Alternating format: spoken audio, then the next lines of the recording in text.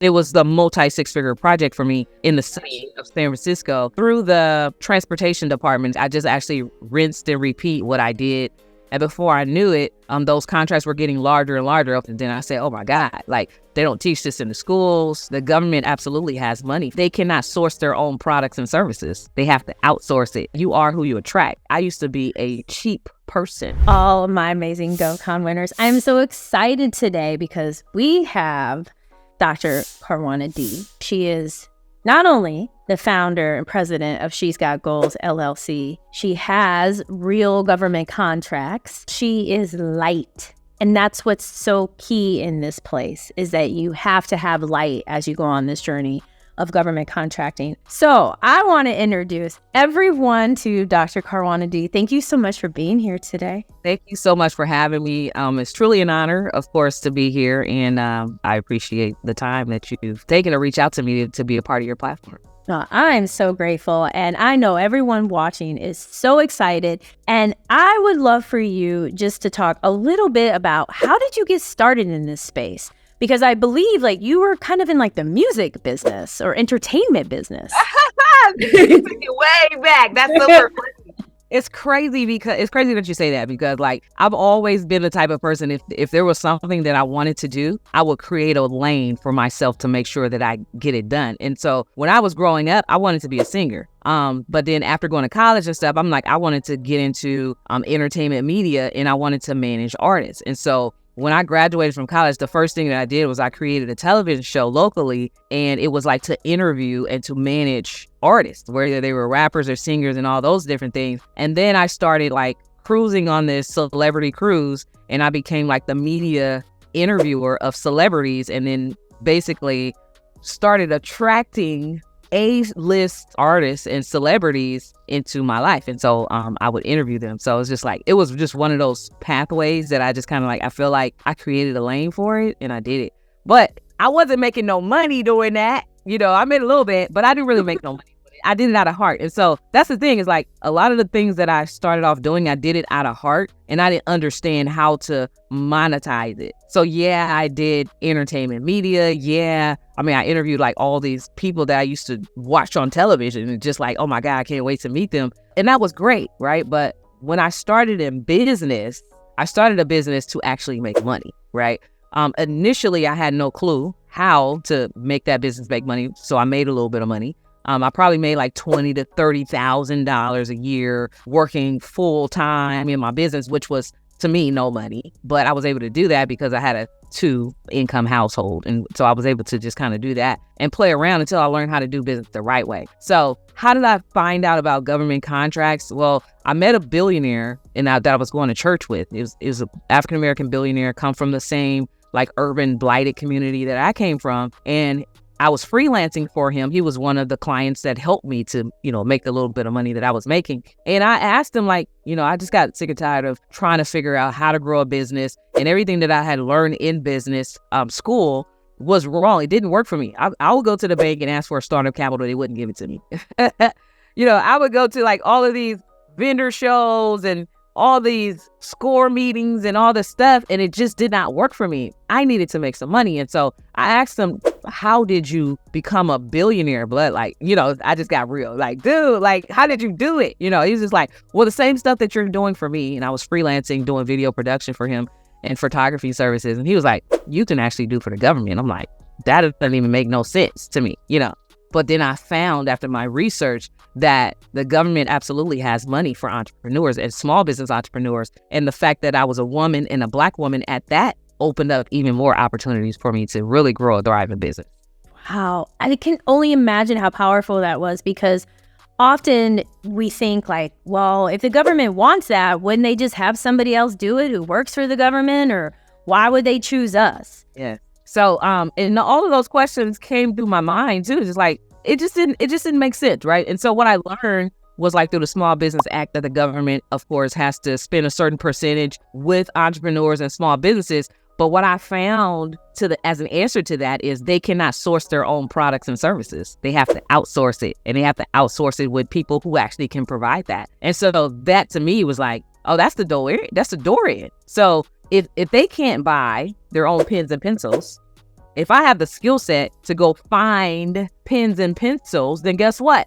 I can be the person to give it to them in exchange for a large contract. So it was a no-brainer for me, being that the government, the local agencies, especially here where I was, like, they needed video production, they needed photography, they needed marketing, they needed websites, and I knew they couldn't do it internally. So I used my skill set and my gift to be able to provide that as a service to them, and they paid me to do it.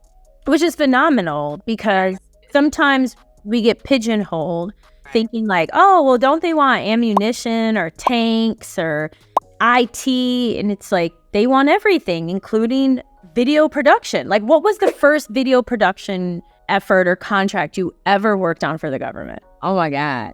So there was a multi-trillion-dollar project in the city of San Francisco, and it was through the transportation department. So they were building basically like the Grand Central of San Francisco, and they needed to utilize women in business and local businesses as well. And I just happened to have gone through the process of like getting those certifications. And so for me, that was my ticket in to be able to get a piece of that multi-trillion-dollar pie, right? It would have been great if I could have landed multiple trillions, but it was a scope, right? So I actually carved out a particular scope on a project like that. And so some of the things that I was able to do on that particular project, which was a multi-six-figure project for me, was to videotape other success stories of small businesses being utilized on that particular project. So it's just like, you really have to be creative and think outside the box. And so that's what I was able to do. And it led to me landing that particular contract.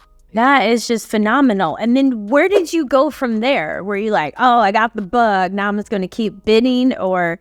Yeah. So from there, I actually was just like, okay, so I kind of figured this thing out a little bit, right? And so I basically went back and looked at, well, what did I do to get that particular contract? And I did it again. Then I started landing contracts on top of contracts. I call it contract stacking. and then I was landing them simultaneously. And before I knew it, those contracts were getting larger and larger, of course, because, you get to make the price. I didn't understand the value of what I had to offer, and I didn't understand my pricing structure or any of that stuff, but I did it anyway until I learned and figured it out. And so that's what happened. Like, I just actually rinsed and repeat what I did. And then it led to larger opportunities and better opportunities. And then I said, oh my God, like, just imagine if more people knew about this. They don't teach this in the schools. They don't teach this in business school. When you go down to open up your business license, they don't tell you about this stuff. They're like, I need to just be the voice to spread and let people know this is what's going on, So eventually I evolved into also becoming a consultant and teaching other people how to do this stuff. I'm so glad that you have done that, because the thing is about government contracting, there's definitely a strategy. But like with other things in life, like I think about basketball, I'm pretty sure LeBron doesn't have or never had more than one coach. You don't just have one coach. You have to have multiple coaches, multiple mentors, multiple experts as you grow and evolve as an entrepreneur. And so it's great that you're here and you're in this space, because as you said, most people, they don't know about it. Even when we step out as entrepreneurs, they still want to keep us broke. Yeah, that's so true. It is crazy though, because like you say, you have to have a coach for everything. Like, before I understood how to really create wealth and how to really create abundance and to grow a thriving business, I absolutely did not understand the importance of investing in coaches. I did not. In fact, I was the type of person, in my mindset was like, if I can figure out how to do this on my own, I'll do it on my own, just because I thought I was saving money. And I thought, right? But what happened was I was actually losing money, because it took me forever to figure it out. Most of the things I never figured out, and it cost me money. Is the opportunity cost. It was costing me the money that I'm making now. I could have been making a long time ago had I invested in a coach. And so now I literally have a coach for everything. I have a coach for coaching. I have a coach for business, for accounting. I have a coach for everything. So I have a coach to tell me how to speak, to be a great speaker. You have to invest in yourself. One thing that I learned is, like, when you invest in yourself, it opens up opportunities for you to receive what's called a return on your investment. But that return on your investment multiplies by hundreds of thousands and more than what you invested in the first place. So it actually doesn't save you money to save money and not invest. It actually costs you money, but it actually makes you money when you spend money. And then that's when I started getting coaches for, well, I need a spiritual coach. I need to know these things that are happening in the spiritual realm, that just does not make sense, right? All the things that we learned in the natural, when you get into the spiritual realm of attracting abundance, you learn that those natural things just does not work, especially when you're trying to become wealthy and, you try to break generational curses and all that stuff. Like, you need to understand how things really work. And so what I learned is, like, you have to spend money to make money. This is something that we've heard, right? We've heard this stuff growing up. You got to spend money to make money. It didn't make any sense, especially when you come from like a broken mindset, really understand that.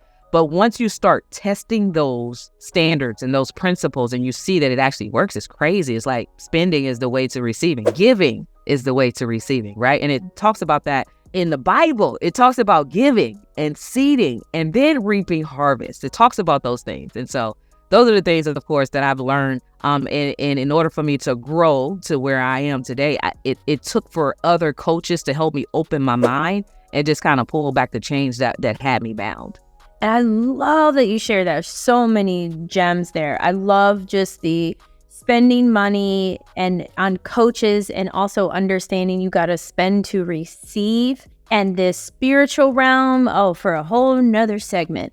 I could go on and on about that, but it's so true, because the spiritual element, our health, our business, wealth, family, all of it are tied together. They're not just these little pieces and parts floating around in different zip codes and area codes. They're all connected. And so I love that you shared that, because the one thing is, especially as an entrepreneur, being in that place of just confidence and being able to charge what you're worth is vital. Because if not, then it's a going out of business strategy.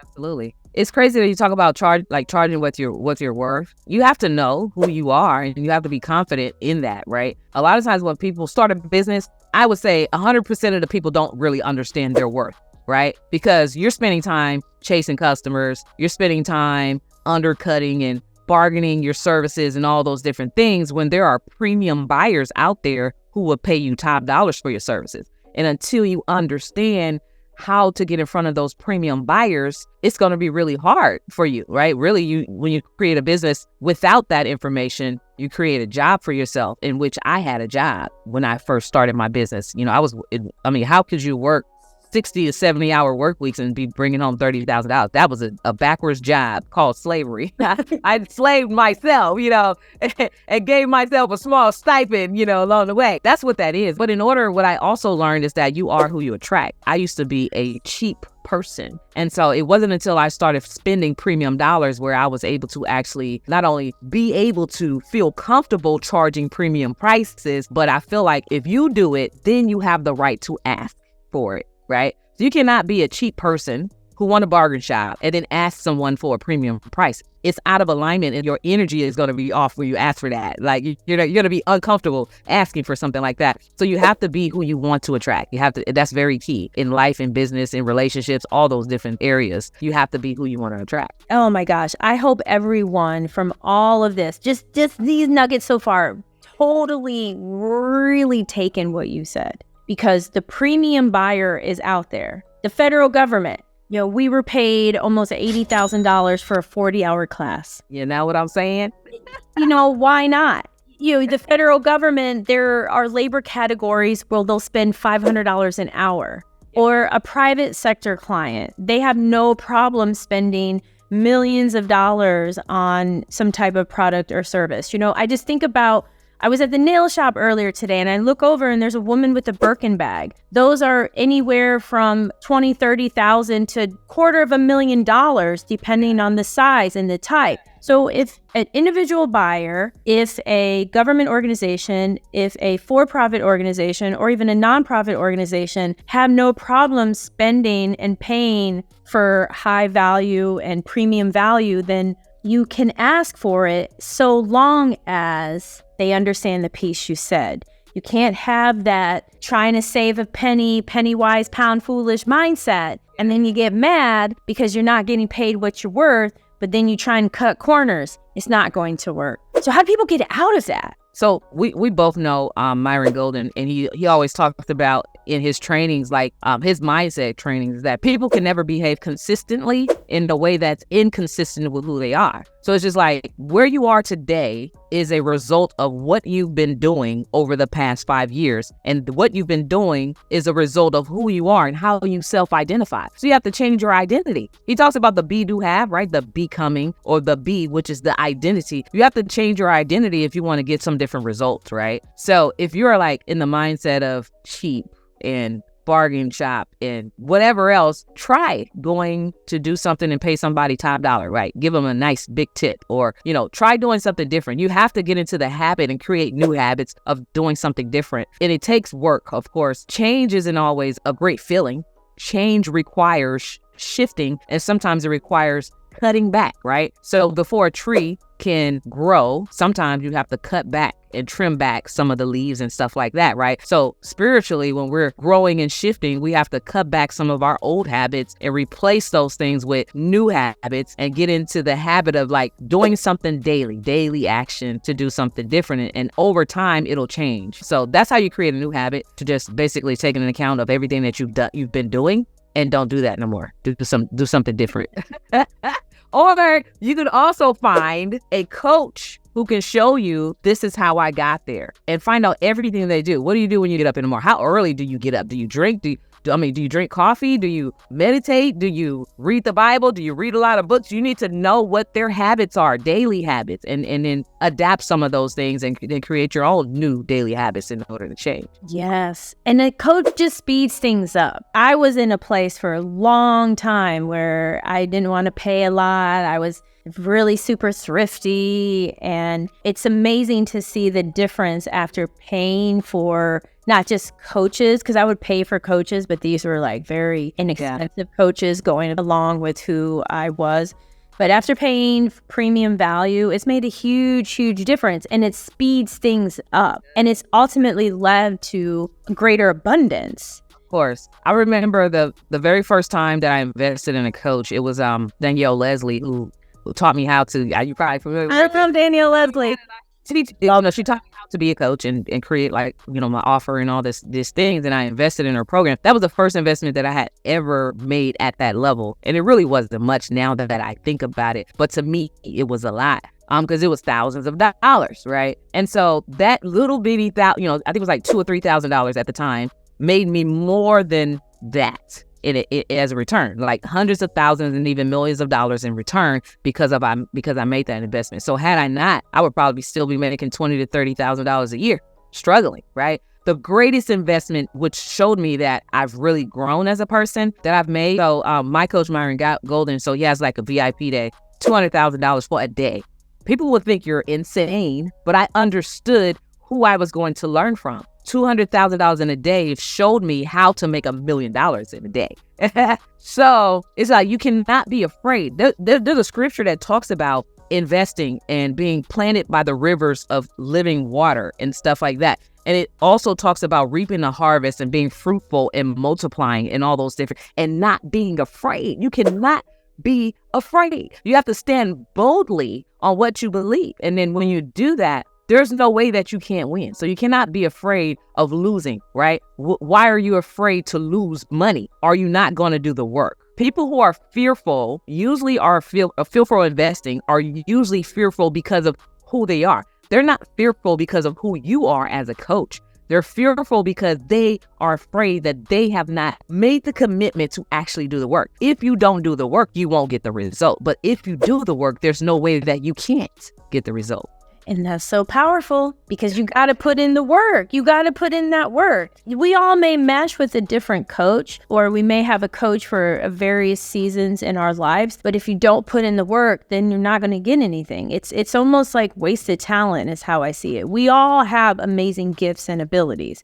So now it's a matter of, what do you want to do? Do you just want to sit there and talk about, what I shoulda, coulda, woulda? Or do you want to try? Because as long as you're putting that energy into motion, it's going to come about. It's going to happen, but you got to try. So how do you get them moving toward that? Because clearly, you're such a light, and you're doing that in and of yourself and in your life. How do you get them moving towards creating this wealth, doing more for themselves, seeing that they can have this life of abundance. Sometimes you got to take people back. When we were children, and I remember when I was a kid, and I remember teaching little kids, they used to have this story time on the carpet, right? So you would sit in circles, and then sometimes on those story times, they would ask you, well, what do you want to be when you grow up, right? And so kids are so innocent. They have not yet been told no a million times. They have not yet got discouraged by naysayers and people. So they're so innocent. And they would raise their hand and say, well, I want to be Spider-Man, or I want to be Superman, or I want to be a lawyer, and I want to be this, and I want to be that, right? Or I want to be a singer, right? The sky's the limit. It's not until you start listening to naysayers that your dreams become deferred and you start doubting who you are. And sometimes you have to reignite a person's childhood innocence in their dreams and show them, this is what you said you want to accomplish. And unfortunately, because of life, and life does happen, it's become a dream deferred. But don't you know, it's your calling. It's your duty. There are people who are waiting on you. If you never do this, they will never be freed from whatever situation and circumstance. So sometimes you have to reignite a person's inner child to show them what's possible. And then you have to help them to dream and to visualize the possibilities, right? So if you can show people the pathway to getting to where they want, which is like goal setting, it's like, that's it. It's like, it's easy. I can show you the pathway to getting to where you want. It's called creating goals, and it's called creating action steps to accomplish those goals. Of course, a goal without action steps is really just a dream. So we're going to wake you up today, right? We're going to put some actionable steps in place to help you get there. And here's how it's going to work. And so those types of things, for a person who's ready, it will reignite the fire that lies within them. It's already in them, right? But for people who are, not everybody is ready. Some people are just going to be who they are, and it's going to stay where they are, and they're never going to stretch, and they're always going to blame other people for the reason why they are where they are. But for the people, the very few who are ready, they will show up, and they will actually be ready to be coachable. And for those who are ready, what's like one thing that they can do? I would say the one thing that you can do is take action. That's it. It's really that simple. So the one thing that you can do is take action. And the one thing that you can have to help you take action is faith, right? The Bible talks about how faith without works, taking action. Faith without works is dead. And so the one thing you can do is have faith. And all it takes is a little bit of faith, because it's the faith that actually fuels you into action. And when you take action, you actually get results. And that's true. There's no one out there who's successful and said, I didn't do anything. Right. I just became successful. I mean, even somebody who wins the lotto, they still had to play or scratch off the ticket. There was still some kind of energy that was put toward winning. For those who are not ready, maybe they're like, I don't really know. I don't know about taking this action. They want wealth. What's one thing they can do? I would say, like, if they want it, they have to just make the commitment to go after it. Sometimes you have to just kind of take a step back and just start reading, listening to positive thinking, motivational audio clips or something like that. Because like I have a part of my ritual in the morning. I call it the 5-5-5. So I'll do 5 minutes of motivation, 5 minutes of meditation, and then 5 minutes of affirmation. It just kind of helps you to like elevate the energy, to elevate your mind, elevate your energy, and just kind of put you in a whole different realm where you can be more highly effective. And so I do that every morning. And so sometimes you have to take a step back and just get into a different realm. Got to turn off the TV. Stop listening to all the stuff, the garbage that's going in, and start fueling yourself with food and brain power that's going to help you be more confident. And so they say reading is fundamental, but you have to be reading the right stuff, not Jerome Dickey, which I used to love. And what's the pimp doing that? I know, I can see the chiropractor swim. I read that stuff in high school. That was garbage, right? That was a waste of brain energy, space. What can you do with that information? Absolutely nothing. But you start reading stuff like Rhonda Byrne, The Secret. Well, what is that about? Stuff like Jack Canfield and Zig Ziglar, like read these types of books and find yourself. You got to find yourself in that. So I say reading is one of the most significant things that you can do when you're reading the right stuff. Oh, and I love that. And and it's so easy now. I was going through Russell Brunson's, one of his books, and there's a woman who reads a chapter from it on YouTube. And I love it because she reads it, she kind of dissects it. You have Audible, you have so many options. And so it's super easy. I think even local libraries have like books on audio that are free. Like there's no reason if you live in the United States that you cannot get access to a book. And there's always a library. So I love it. People never talk about them, but I do love a library. How can people get in contact with you? Best way for them to get in contact with you. So what I do is I help entrepreneurs. So I work with entrepreneurs and I teach them how to scale their business, creating wealth, right, with government contracts. And of course, similar to some of the things that you're out there doing, I think is great that coaches, similar backgrounds are coming together and having discussions of how we can serve more people. For me, if people are interested in learning how to even get started in this, whether you're already making 6 figures, you want to grow that 7 to 8 figures or more, or whether maybe you're just getting started and you haven't quite hit 6 figures, you want to know why. You want to know why, because there's a reason, right? There's a way to start a business profitably, and there's a reason why a business is not profitable. These are the things that I teach people how to identify where the pitfalls in their business during the pre-qualification process. And if you go to GovConChallenge.com, you can actually get registered for my 5-day challenge where we kind of walk you through. Even if you don't get into government contracting, right, it's your decision. But even that will show you some of the mental blocks that are in the way and some of the other things about business that we were taught wrong, so that you can actually start building a business the right way, with the right foundation, with the right information, and understand really how to up your value. So even if you decide that you want to do business just with individual clients, you want to continue the customer chase and do it that way, at least you'll have some real knowledge that you can do it different. But even if you don't, here's how you can optimize and maximize and even monetize your business. Yes, and please go to the site. Please do that. And also, Dr. Caruana has a YouTube channel. Check out her content. Whether or not you're wanting to be a government contractor, or even if you are a government contractor, you can never have too much information. You can never have too much information. I promise you, Lockheed Martin isn't thinking, wow, we bring in billions, we don't need to learn anymore. No, they're constantly learning. They're constantly tweaking. And they have a lot of help. And the same goes for all of you here. There's no reason you can't be profitable. There's no reason you can't make 6, 7, 8 figures if you want to. So I'm so thankful to you. I love this. I'm like fired up. I'm so motivated. I can't thank you enough for being here today. Thank you. I appreciate it. Thank you so much for having me, and continue doing the great work that you're also doing as well. Oh, thank you.